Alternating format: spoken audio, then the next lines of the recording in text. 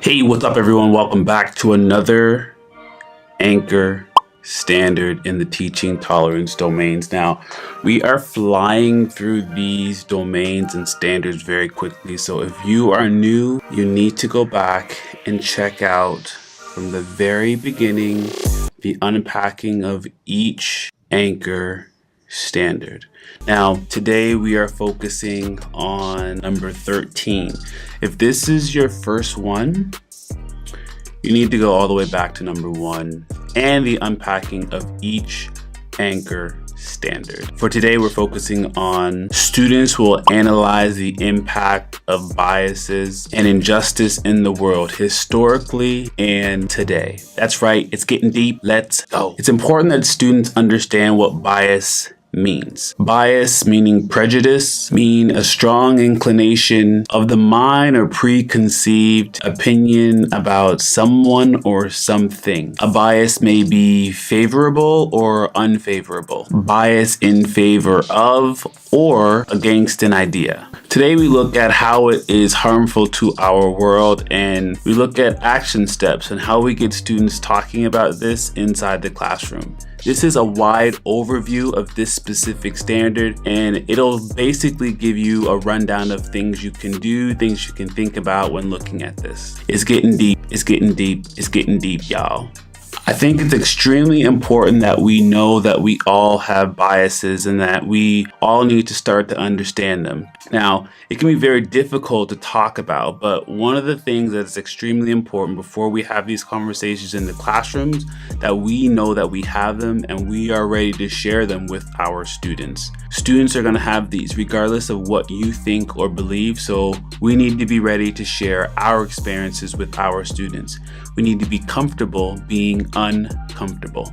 Every day we group people into categories. We group based on social and characteristics. We stereotype, we discriminate, we do all of these things. When we bring these things to the forefront and we understand that we all have them and we participate in them, more welcoming conversations. To start talking about biases, I think we need to define a few specific terms. Let's take a look at them first. All right, so the first term is stereotype, an exaggerated belief, image, or truth about a person or group, a serious generalization. Stereotypes are often based on mass media and how they portray different people and how they put them into little boxes. Sometimes stereotypes are passed down through family members, friends, or specific groups, and that is how they continue to move on and live today. Stereotypes can be both negative and positive. Being prejudiced is an opinion, a prejudgment, or an attitude about a group or an individual's membership.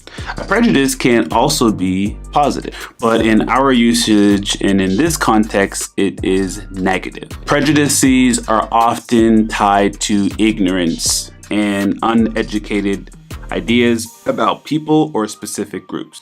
It often relates to fear or hatred. Being prejudiced is often passed down through family members or cultures or groups, and unfortunately stick. Prejudices are often aimed at outgroups or people on the outside.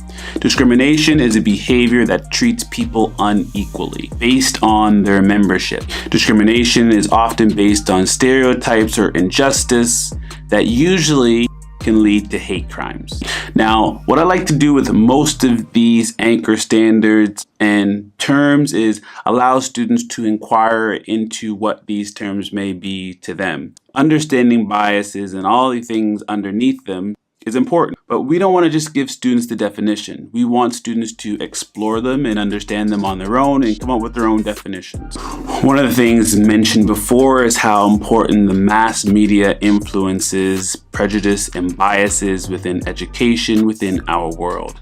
Have students explore mass media and find some of these things for themselves through magazines, through videos, through personal experiences, through movies, through everything that we do daily, through pop culture, through music, and trends within the world. These are things that students are experiencing daily. Without them even knowing, they are experiencing bias. An important part of this is looking at the history. Students should be looking at history and how bias has passed down and how it is still here today, and how some of those biases that are in our history or in our past continue to show up through media, through life experiences. It's sad. I think lastly, it's extremely important that we as educators help students come up with some sort of action plan.